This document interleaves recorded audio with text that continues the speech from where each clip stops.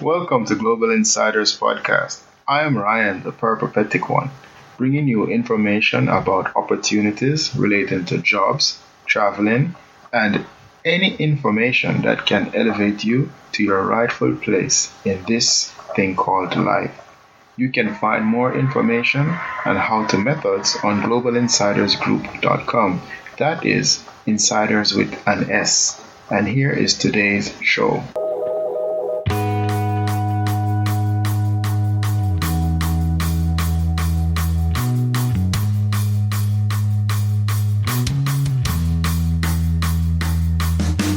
Hello, insiders. I promise I did not desert you. I know you might be wondering what's happening, but coronavirus is still with us and it's affecting me more than I thought it would have mentally. And I just need to get my mind right, and that is why I've been off a little. But don't worry, I'm here. I promised many times that I will not disappear.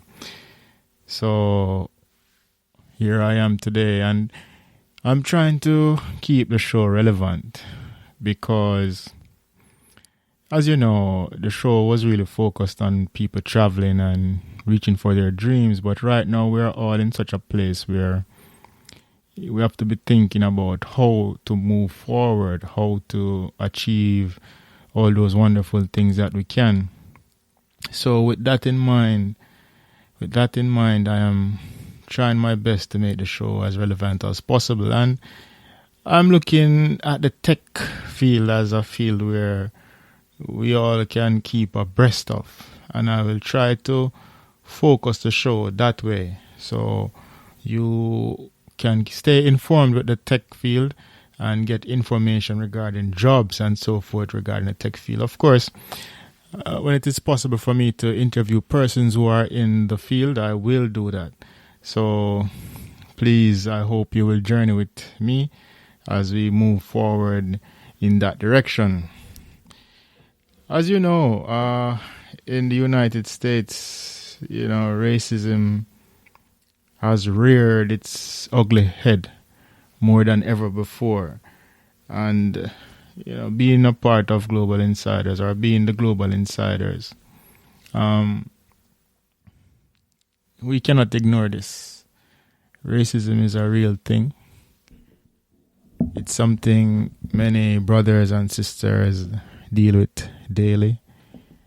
And it's something that we thought would have been banished from the world, but it just seems to come back in different forms and in different ways.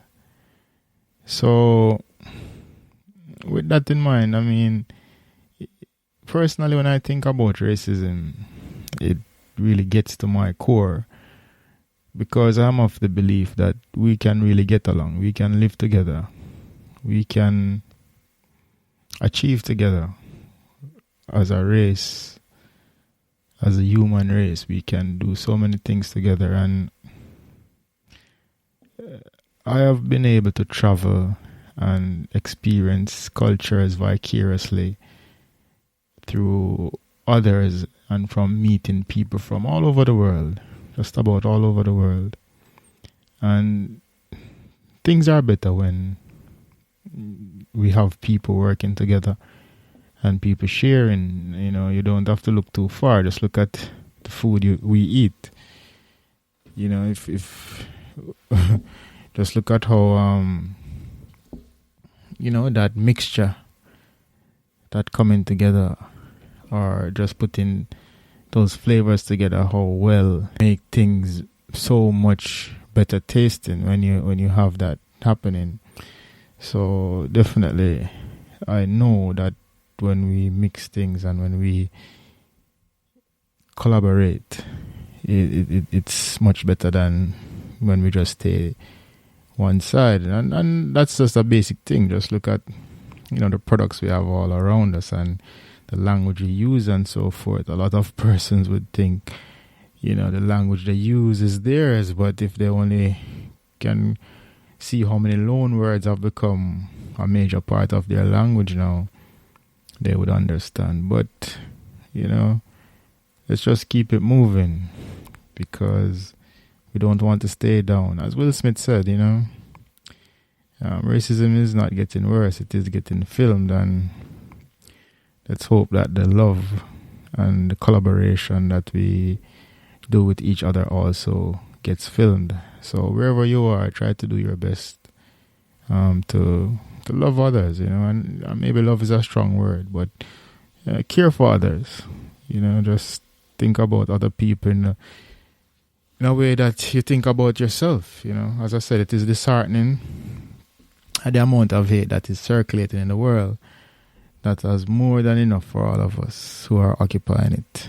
It is beyond not believable when we see where the so-called world is heading, but this is a place where we try to keep things positive, because where there is life, there is hope, and our ancestors did not carry such a heavy load for us to stop here. So let's get into it. All right. I really had big plans for the show this year, but I've scaled back some of that. I will continue to let you hear my voice, as I said earlier. And I know I'm helping thousands, because the numbers don't lie, and we're in the thousands.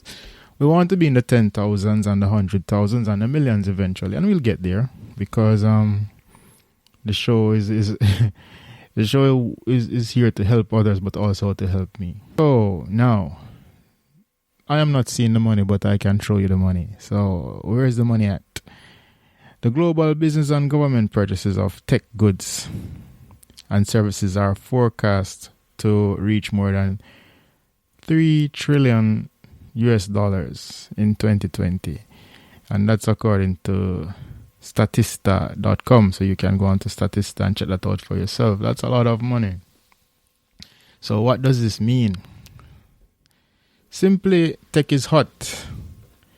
And you should have a soft landing if you get in at some point soon. So tech is something that you should be looking at in some way or form, whether it be through investment of your time to learn how to work in the industry, or with your finances by investing in it and becoming a part of the tech world. But tech is where it's really at right now.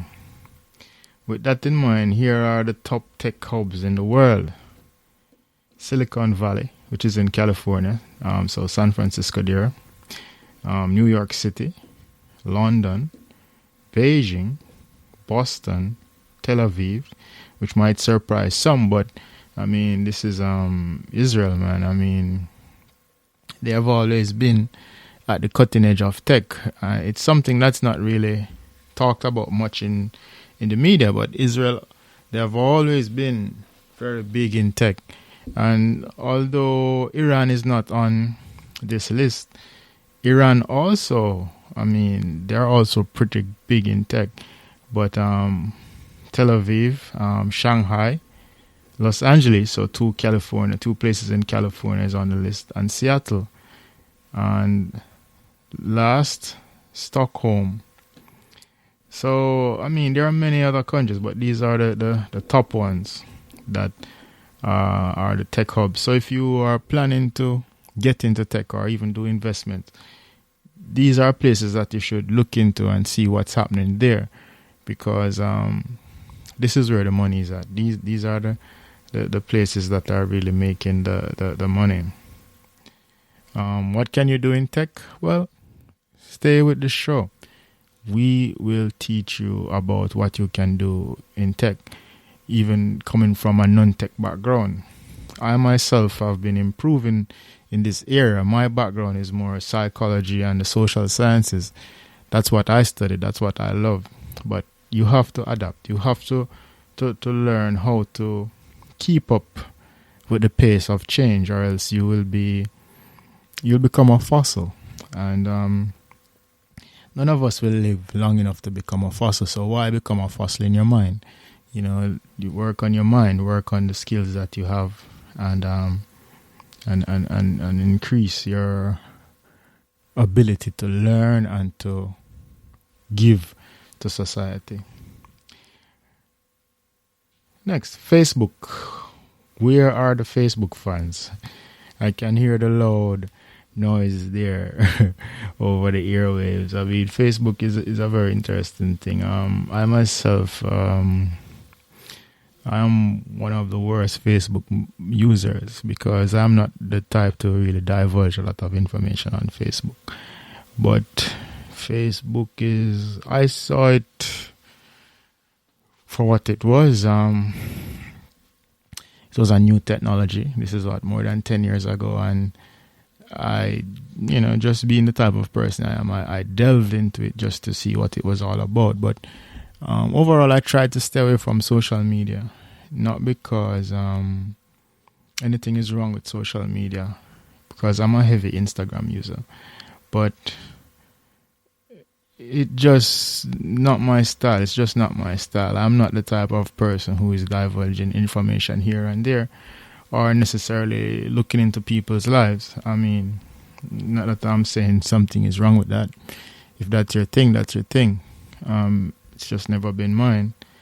And I hope it never becomes mine. But who knows, as you get older, you find new ways to distract yourself. So hopefully no, but yeah, Facebook. So Facebook is in the news. They're always in the news these days because of all the issues regarding privacy.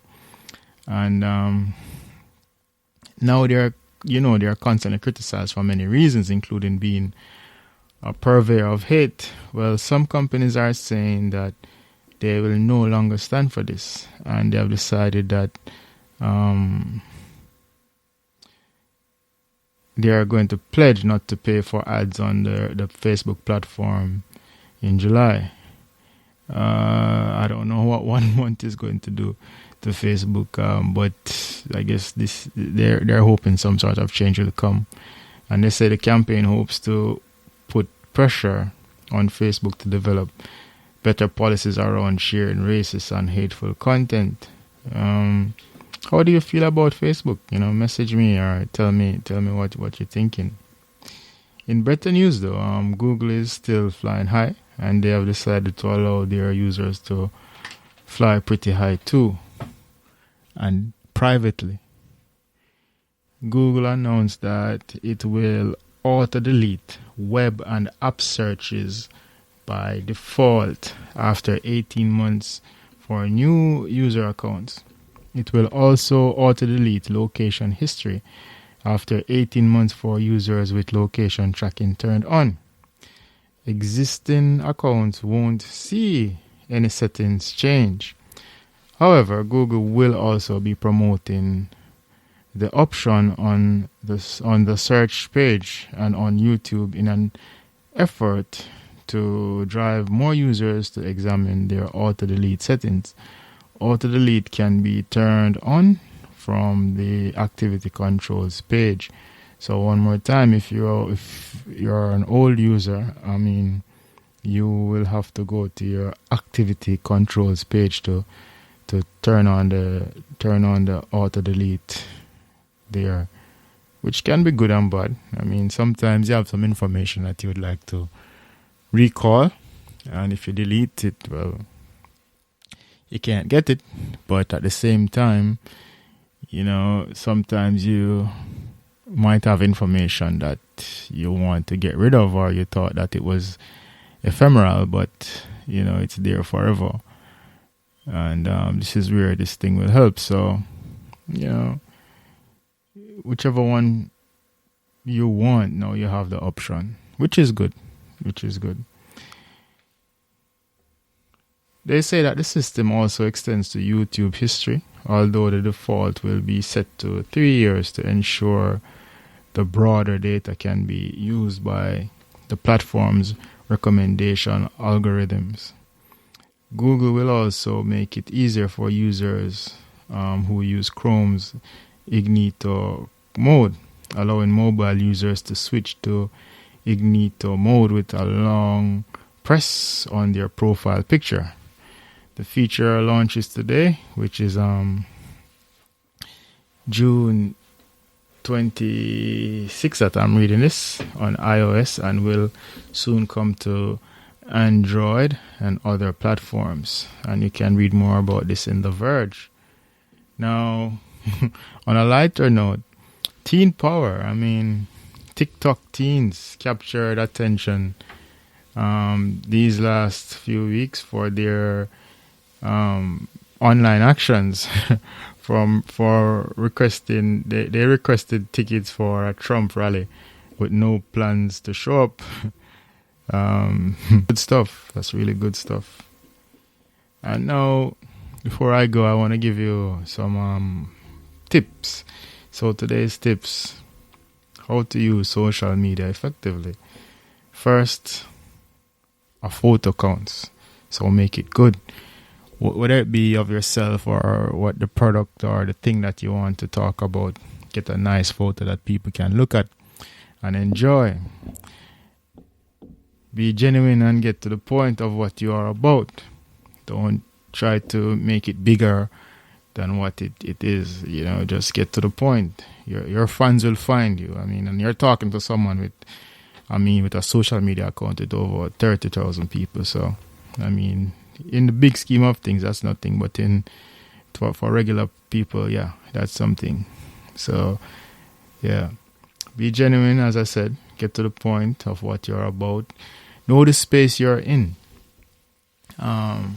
And you can only do this by playing on the social media of your choosing. I mean, I don't get Twitter.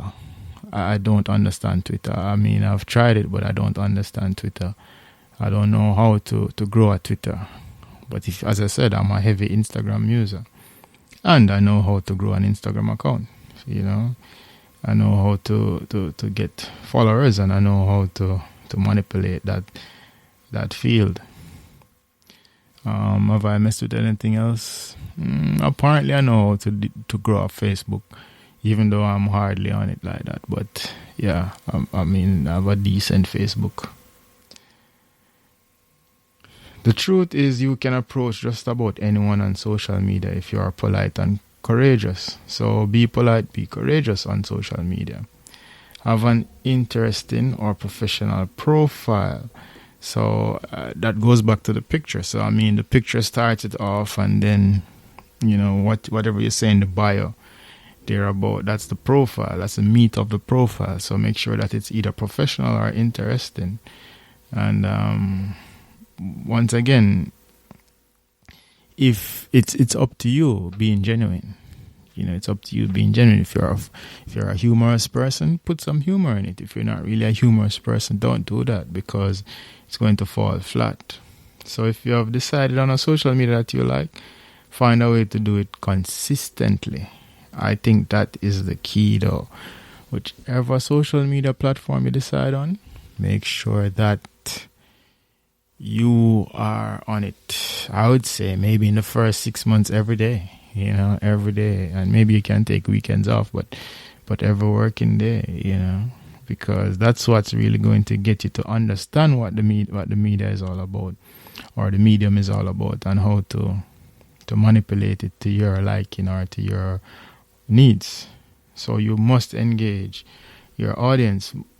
Importantly, if you are using a social network using it to grow your social network, make sure that you add value to your space. So, once you're on it, you'll see what people are on it for, and then you make sure that you add to that, not take away, because no one will follow or like if you don't, right? So all the best with your social media adventures. Now, jobs.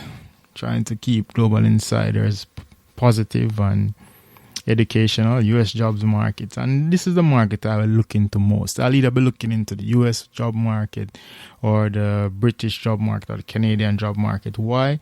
Because many persons want to migrate to these places, and if I have the information to share about these places, that is what I will do. So, to keep you abreast and to take away the mystery and the pain of not knowing how or what to do to get into these places. All right, so the U.S. job markets.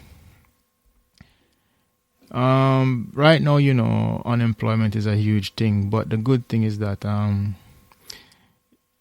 less unemployment claims have been filed in May, or less unemployment claims were filed in May. So that is good. There has been a modest decline, and it continues to fall. So it was at 19.5 million for this month, when the previous month it was at 20.3 million. So that is good, right? According to the latest figures from the Department of Labor, the week ending June 13th, 2020. So the claims are low according to the Department of Labor, and that is good. Let's hope that it can even get lower, because jobs are on the rebound. Last thing for today, job listings and update, right? And these are all new things that I'll be doing.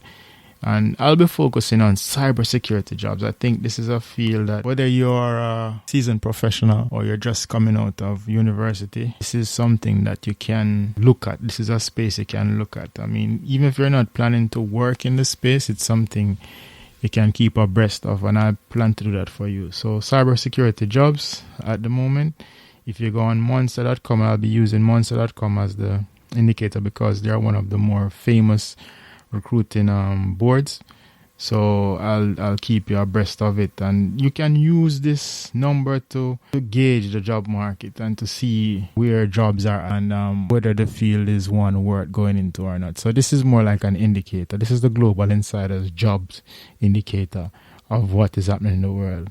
So today, as we speak, cybersecurity jobs stand at 37,683 jobs listed on monster.com. So thank you for listening, and I hope you tune in next week again, as I plan to be talking with you all. Take care. Thanks for listening today. I hope you are inspired. You can find more helpful and motivational material at globalinsidersgroup.com. That is, insiders with an S. You can also keep in touch at Global Insiders on Instagram. See you next time, but remember, you can be your own superhero. Bye.